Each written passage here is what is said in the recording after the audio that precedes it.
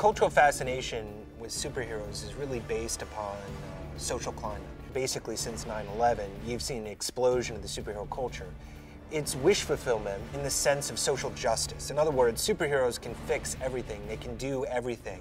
Champions actually came from a paper and pencil RPG that was released in 1981. So the thing that's awesome about that is we actually have about 28 years worth of characters and places, villains, heroes, and lore, and actually game mechanics that have vetted through hundreds of thousands, if not millions of players to base Champions Online from. And with Champions Online, we've really pushed the limits. A lot more visceral, a lot more explosions, a lot more punching, and just ripped right out of a comic book's pages.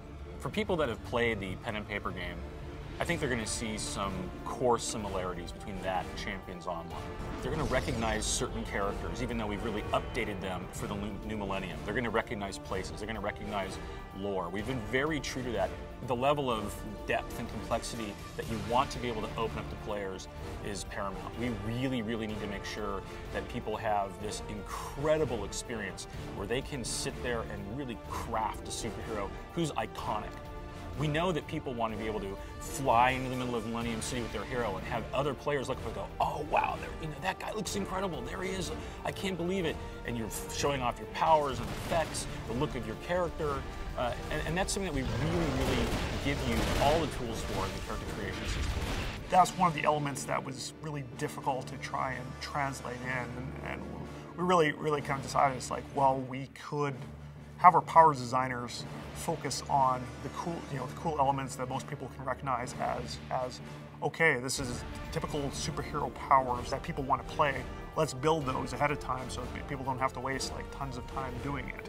Doesn't mean that there isn't customization in a lot of our powers in the game. We have people on the development team that care a lot about the storyline, that care a lot about how we convey things like emotions in the story across the players.